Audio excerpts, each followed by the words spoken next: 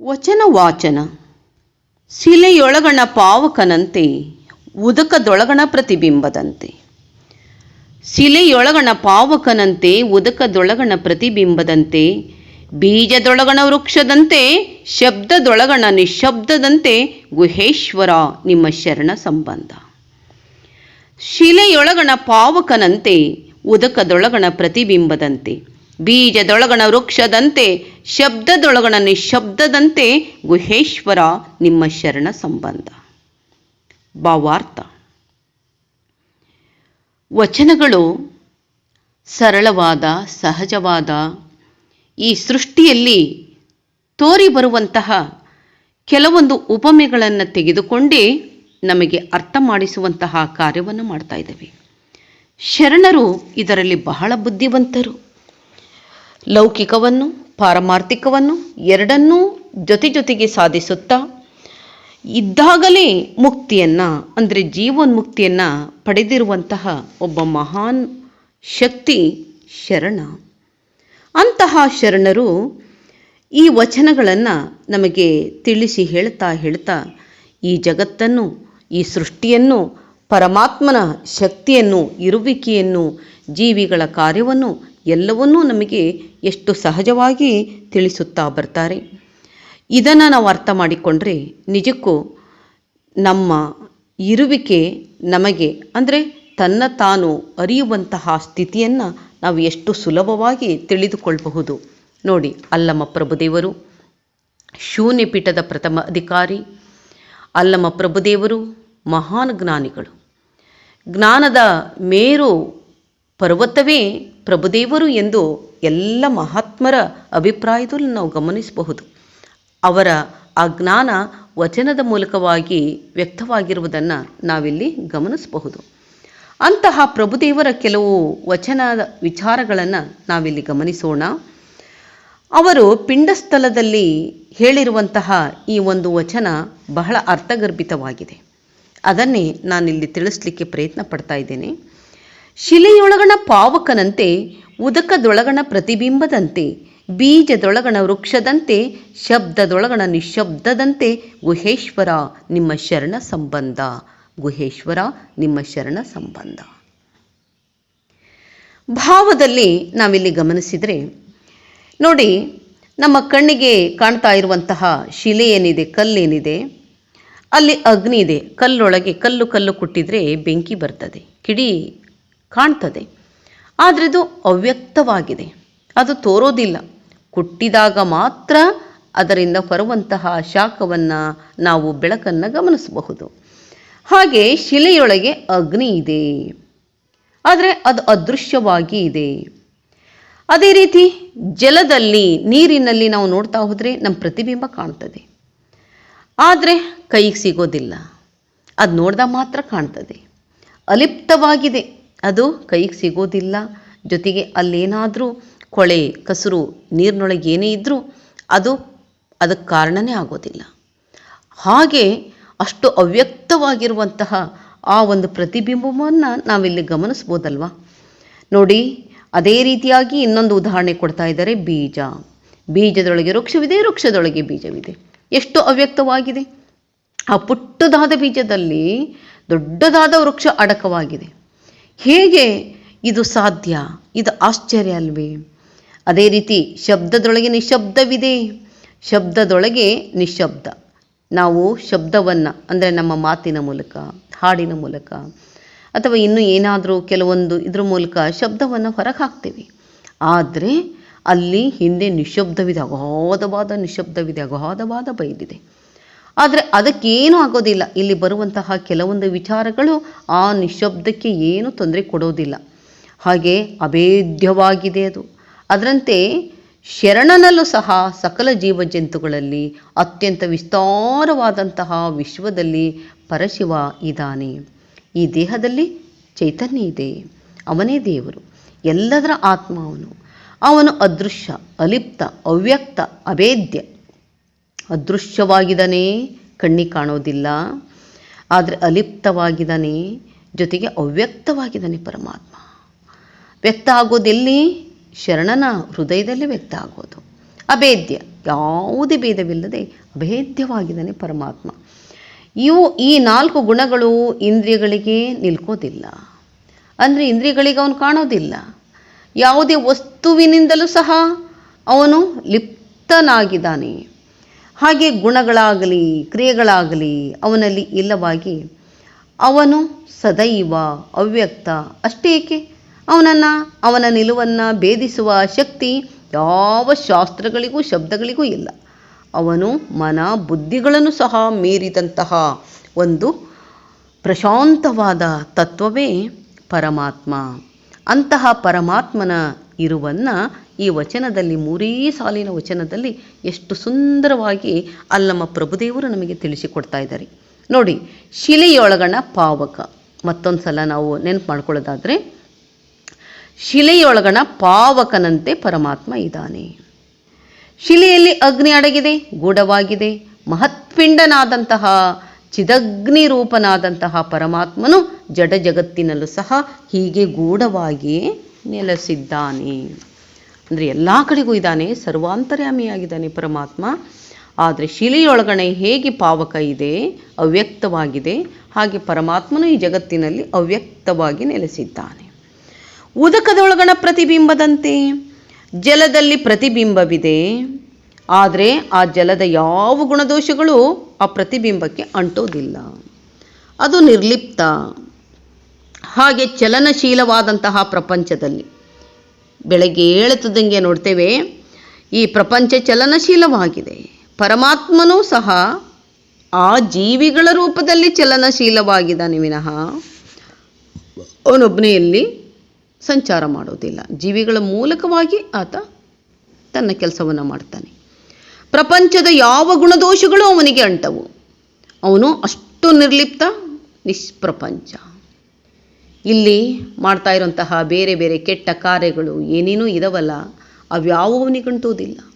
ಒಳ್ಳೆಯದು ಅಂಟೋದಿಲ್ಲ, ಕೆಟ್ಟದ್ದು ಅಂಟೋದಿಲ್ಲ. ಒಳ್ಳೇದು ಮಾಡಿದರೆ ನಾವು ಪರಮಾತ್ಮನ ಜೊತೆಗೆ ಒಡವಿರಿದು ಒಂದಾಗ್ತೀವಿ, ಕೆಟ್ಟದ್ದು ಮಾಡಿದರೆ ಮತ್ತೆ ಬಹುಕೂಪದಲ್ಲಿ ಬೀಳ್ತೇವೆ. ಅದು ಈ ಜೀವಿಗಳಿಗೆ ಮಾತ್ರ ಸಂಬಂಧಪಟ್ಟಿರೋದು. ಆದರೆ ಪರಮಾತ್ಮ ಅವೆಲ್ಲಕ್ಕೂ ಹೊರತಾಗಿ ನಿಂತ್ಕೊಂಡಿದ್ದಾನೆ. ಹಾಗೆ ಬೀಜದೊಳಗಣ ವೃಕ್ಷದಂತೆ, ಇದಂತೂ ಬಹಳ ಮಜಾ ಇದೆ ರೀ. ನಾವೇ ಚಿಕ್ಕವರಾಗಿದ್ದಾಗ ಒಂದೊಂದ್ಸಲ ಅಂತಿರ್ತೀವಿ, ಬೀಜ ಮೊದಲು ವೃಕ್ಷ ಮೊದಲು, ಬೀಜ ಮೊದಲು ವೃಕ್ಷ ಮೊದಲು. ಬೀಜ ಮೊದಲು ಅಂದ್ಕೊಂಡ್ರೆ ಹಿಂದೂ ವೃಕ್ಷದಿಂದಲೇ ಬಂದಿರ್ತದೆ, ವೃಕ್ಷ ಮೊದಲು ಅಂದ್ಕೊಂಡ್ರೆ ಅದು ಬೀಜದಿಂದಲೇ ಬಂದಿರ್ತದೆ ಅಲ್ವಾ. ಚಿಕ್ಕದಾದ ಬೀಜದಲ್ಲಿ ಬೃಹತ್ತಾದ ವೃಕ್ಷ ಹೇಗೆ ಅಡ್ಕೊಂಡಿದೆ. ಬೀಜ ವೃಕ್ಷವಾದರೆ ಅದರೊಳಗಿರುವ ವೃಕ್ಷವು ಅವ್ಯಕ್ತ ಅಲ್ವಾ. ಹೇಗೆ ಬೀಜದೊಳಗೆ ದೊಡ್ಡದಾದ ವೃಕ್ಷ ಇರ್ತದೆ ಅಂತ ಹೇಳಿ ನಾವು ಅಂದ್ಕೊಂಡಿದ್ದೇವೆ, ಆದರೆ ಅವ್ಯಕ್ತವಾಗಿ ಒಳಗಿದೆ ಅದು. ಹಾಗೆ ದೇಹಾದಿ ಸಂಗತನಾದ ವ್ಯಷ್ಟಿ ಜೀವಾತ್ಮನಲ್ಲಿ, ಈಗ ನಿಮ್ಮ ಎಲ್ಲರ ದೇಹದಲ್ಲಿ ಪರಮಾತ್ಮ ಇದ್ದಾನೆ, ಆದರೆ ಜೀವಾತ್ಮನಲ್ಲಿ ಮಹದ್ರೂಪನಾದ ದೇವನು ನೆಲೆಸಿದ್ದಾನೆ. ನಮ್ಮೊಳಗಿರುವಂತಹ ಚೈತನ್ಯಕ್ಕೆ ನಾವು ಜೀವಾತ್ಮ ಏನು ಅಂತ ಕರಿತಾ ಇದ್ದೀವಿ. ಎಲ್ಲರೂ ಸತ್ತಾಗ ಜೀವ ಹೋತು ಅಂತವೆಲ್ಲ. ಹಾಗೆ ಆ ಜೀವಾತ್ಮನಲ್ಲಿ ಬಹಳ ಮಹದ್ರೂಪವಾದಂಥ ಮಹತ್ತಾದಂತಹ ಪರಮಾತ್ಮ ನೆಲೆಸಿದ್ದಾನೆ. ಅವನು ಅವ್ಯಕ್ತವಾಗಿ ಇದ್ದಾನೆ, ಅವ್ಯಕ್ತವಾಗಿ ಕಣ್ಣಿಗೆ ಕಾಣಿಸೋದಿಲ್ಲ ಅಷ್ಟೇ. ಶಬ್ದದೊಳಗಣ ನಿಶಬ್ದದಂತೆ, ಶ್ರವಣೇಂದ್ರಿಯ ಗ್ರಾಹ್ಯವಾದ ಶಬ್ದದೊಳಗೆ ಶಬ್ದದ ಹಿಂದೆ ಅಗ್ರಾಹ್ಯವಾದ ನಿಶಬ್ದ ವ್ಯಾಪಿಸಿದೆ. ಅದು ಬಯಲಿನಂತೆ, ಅದು ಮಹಾಮೌನ. ಶಬ್ದದ ತೆರೆಗಳು ಆ ನಿಶಬ್ದ ಆಗಸದೆ ಏಳ್ತವೆ. ಈಗ ನಾವು ಕೇಳೋದು ಬೇರೆಯವರು ಮಾತಾಡಿದಾಗ, ಬೇರೆ ಕಡೆಯಿಂದ ಶಬ್ದ ಬಂದಾಗ ನಾವು ಕೇಳ್ತೇವೆ.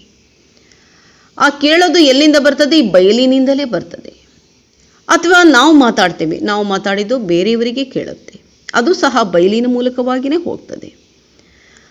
ಅಂದರೆ ಶಬ್ದಗಳಿಂದ ನಿಶಬ್ದತೆಗೆ ಯಾವ ಬಾಧೆಯೂ ಇಲ್ಲ. ಆದರೂ ಇಷ್ಟೆಲ್ಲ ಶಬ್ದಗಳು, ಇಷ್ಟೆಲ್ಲ ಒಡನಾಟಗಳು, ಇಷ್ಟೆಲ್ಲ ಮಾತುಗಳು, ಇವೆಲ್ಲವೂ ಸಹ ಹಿಂದಿರುವಂತಹ ಪರಮಾತ್ಮ ಅಗಾಧವಾಗಿ ಏನಿದ್ದಾನೆ ನಿಶಬ್ದ ಬ್ರಹ್ಮ ಅಂತ ಕರೀತಾರೆ. ಜಗತ್ತಿನಲ್ಲಿ ಕಾಣಬರುವ ಎಲ್ಲ ಶಬ್ದಗಳು, ಭಾವಗಳು, ಆಲೋಚನೆಗಳು ಅವೆಲ್ಲ ಓಡಾಡ್ತಾನೆ ಇರ್ತವೆ, ಸಂಚಾರ ಮಾಡ್ತಿರ್ತವೆ. ನಮ್ಮ ಆಲೋಚನೆ ಇನ್ನೊಂದು ಕ್ರಿಯೆಗೆ ತೊಡಗ್ತದೆ. ಭಾವನೆಗಳು ಇನ್ನೊಬ್ಬರ ಮೇಲೆ ಪರಿಣಾಮ ಬೀರ್ತವೆ. ವಿಚಾರಗಳು ಸಹ ಕ್ಷಣಕಾಲ ತೋರಿ ಅಡಗ್ತವೆ. ಎಷ್ಟು ಜನ ಎಷ್ಟು ವಿಚಾರಗಳನ್ನು ಹಂಚಿಕೊಳ್ತಾರೆ. ಇವೆಲ್ಲವೂ ಒಂದು ರೀತಿಯಲ್ಲಿ ತರಂಗಗಳಿದ್ದಂತೆ. ನೀರಿನಲ್ಲಿ ತರಂಗಗಳು ಹೇಗೆ ಒಂದು ಕಲ್ಲು ಹಾಕಿದಾಗ ತರಂಗಗಳು ಹೊರಗೆ ಬರ್ತವೆ, ಆದರೆ ನೀರಿಗೇನು ಬಾಧೆ ಇಲ್ಲ. ಸ್ವಲ್ಪ ಹೊತ್ತು ಅವು ತೋರ್ತವೆ, ಆಮೇಲೆ ಅಡಗ್ಬಿಡ್ತವೆ. ಅದೇ ರೀತಿಯಾಗಿಯೇ ಈ ವಿಚಾರಗಳು, ಆಲೋಚನೆಗಳು, ಭಾವನೆಗಳು ಇವೆಲ್ಲವೂ ಸಹ ಕ್ಷಣಕಾಲ ತೋರ್ತವೆ ಮತ್ತು ಅಡಗ್ತವೆ. ಆದರೆ ಹಿಂದೆ ನಿಶಬ್ದ ಇದೆ. ಆ ನಿಶಬ್ದ ಮಹಾಮೌನ, ಮಹಾಮೌನ.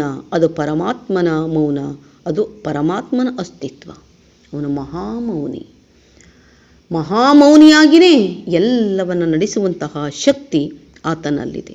ಲಕ್ಷಾಂತರ ನಕ್ಷತ್ರಗಳಲ್ಲಿ ಕಾಣ್ತವೆ, ಸ್ಪಷ್ಟವಾಗಿ ನಮಗೆ ತೋರ್ತವೆ. ಆದರೂ ಅವು ವಿಸ್ಫೋಟಿಸಿ ಮತ್ತೆ ನಷ್ಟವಾಗ್ತವೆ. ಅವೇನು ನಮಗೆ ಗೋಚರನೇ ಆಗಲ್ಲ. ನಿಶಬ್ದತೆಯಲ್ಲೇ ಅವೆಲ್ಲವೂ ಕೆಲಸವನ್ನು ಮಾಡ್ತವೆ. ನಮಗೇನಾದರೂ ಕೇಳಿಸುತ್ತಾ? ಅವು ಹಾಳಾಗಿ ನಕ್ಷತ್ರಗಳು ಕೆಳಗೆ ವಿಸ್ಫೋಟಿಸಿ ಕೆಳಗೆ ಬೀಳ್ತಾ ಇದ್ದರೂ ಅದೆಷ್ಟು ಶಬ್ದ ಬೀಳಬಹುದು, ಶಬ್ದ ಇರಬಹುದು, ಆದರೂ ನಮಗೆ ಕೇಳೋದೇ ಇಲ್ಲ. ಜಗತ್ತಿನಲ್ಲಿ ಭೂಮಿ ತಿರುಗ್ತಾ ಇದೆ. ಭೂಮಿ ಎಷ್ಟೋ ಶಬ್ದ ಮಾಡ್ತತ್ತ ತಿರುಗಬೇಕಾದ್ರೆ, ಅಷ್ಟು ಫಾಸ್ಟಾಗಿ ತಿರುಗಬೇಕಾದ್ರೆ, ಆದರೂ ನಮಗೆ ಕೇಳಿಸೋದಿಲ್ಲ. ಭೂಮಿ ತಿರುಗ್ತಾ ಇದೆ ಅಂತ ಗೊತ್ತಿದ್ರೂ ಸಹ ನಮಗೆ ಅನುಭವಕ್ಕೆ ಬರೋದಿಲ್ಲ. ಇವೆಲ್ಲವೂ ಸಹ ಶಬ್ದದ ಮೂಲಕ. ಶಬ್ದ ಇದೆ. ಸೂರ್ಯ ಅಲ್ಲಿನಿಂದ ಅನೇಕ ಕಿರಣಗಳನ್ನು ನಮಗೆ ಕಳಿಸ್ತಾನೆ, ಹೌದಾ? ಆದರೂ ಸಹ ನಿಶಬ್ದ. ಗುಹೇಶ್ವರ ನಿಮ್ಮ ಶರಣ ಸಂಬಂಧ. ಇಂಥ ಮಹಾನಿಶಬ್ದದಲ್ಲಿ ಅವ್ಯಕ್ತವಾದಂತಹ ಪರಮಾತ್ಮ ಹೇಗಿದ್ದಾನೆ? ಅಂತಹ ನಿಮ್ಮ ಅಂದರೆ ಪರಮಾತ್ಮ, ಶರಣ ಅಂದರೆ ಈ ಜೀವ. ಈ ಸಂದರ್ಭದಲ್ಲಿ ನಾವು ನೆನಪು ಮಾಡಿಕೊಂಡ್ರೆ ಅಂತಹ ಜೀವದ ಪರಮಾತ್ಮನ ಸಂಬಂಧ ಹಾಗೆ ಗಾಢವಾಗಿ, ಗುಪ್ತವಾಗಿ, ಸುಪ್ತವಾಗಿ ಇದೆ. ಪರಮಾತ್ಮನು ಅರಿಯಲೆಳಿಸುವಂತಹ ಜೀವಿ ಶರಣನು, ಅರಿತು ಜ್ಞಾನಿಯಾಗಲಿರುವವ ಶರಣನೂ ಸೇರಿದಾಗ ಅವರಿಬ್ಬರ ಸಂಬಂಧ ಹೆಂಗಿದೆ? ಪರಮಾತ್ಮನು ವಿಶ್ವದಲ್ಲಿ ಜೀವ ಸೃಷ್ಟಿಯಲ್ಲಿ ನೆಲೆಸಿದ ರೀತಿ. ಹೀಗೆ ಪರಮಾತ್ಮನು ಈ ಜೀವಿಗಳ ಮೂಲಕವಾಗಿ, ವ್ಯಕ್ತಿಗಳ ಮೂಲಕವಾಗಿ, ಪ್ರಾಣಿಗಳ ಮೂಲಕವಾಗಿ, ಸಸ್ಯದ ಮೂಲಕವಾಗಿ ತನ್ನ ಕೆಲಸವನ್ನು ಮಾಡಿಕೊಳ್ತಾ ಇದ್ದಾನೆ. ಜೀವ ಸೃಷ್ಟಿಯಲ್ಲಿ ಆತ ನಿಶಬ್ದವಾಗಿ ಕೆಲಸವನ್ನು ಮಾಡ್ತಾ ಇದ್ದಾನೆ. ಈ ಶರಣ ಪದವು ಸಕಲ ಜೀವ ಜಂತುಗಳನ್ನು, ಸಮಸ್ತ ಸೃಷ್ಟಿ ಜಗತ್ತನ್ನು, ಸ್ಪಷ್ಟವಾದ ಜಗತ್ತನ್ನು ಹಾಗೆ ನಿರ್ದೇಶಿಸುತ್ತದೆ. ಪರಶಿವನಲ್ಲಿ ಪ್ರಪ್ರಥಮದಲ್ಲಿ ಕಾಣಬಂದ ಅಸ್ಮಿತಾ ಸ್ಫುರಣೆಗೆ ಶರಣ ಎಂಬ ಪದವನ್ನು ಸಹ ಬಳಸ್ತಾರೆ. ಆದ್ದರಿಂದ ಪರಮಾತ್ಮನ ಮೊದಲ ಶಕ್ತಿಯೇ, ಮೊದಲ ಸೃಷ್ಟಿಯೇ ಶರಣ. ಸೃಷ್ಟಿಯ ಪ್ರಥಮ ತತ್ವ ಶರಣ, ಅಸ್ಮಿತಾ. ಆದ್ದರಿಂದ ಶರಣ ಪದವು ಸಮಸ್ತವಾದ ವಿಶ್ವದರ್ಶಕ. ಪರಮಾತ್ಮನಿಗೆ ಮಹತ್ಪಿಂಡ ಎಂಬ ಒಂದು ಹೆಸರು ಇದೆ. ಈ ಮಹತ್ಪಿಂಡದ 4 ಲಕ್ಷಣಗಳೇ ಅದೃಶ್ಯ, ನಿರ್ಲಿಪ್ತ, ಅವ್ಯಕ್ತ, ಅಭೇದ್ಯ. ಅಂದರೆ ಮಹತ್ಪಿಂಡ ಅಂದರೆ ಪರಮಾತ್ಮನ ಗುಣಗಳೇನು? ಅದೃಶ್ಯ, ಕಣ್ಣಿಗೆ ಕಾಣದೇ ಇರುವಂತಹದ್ದು.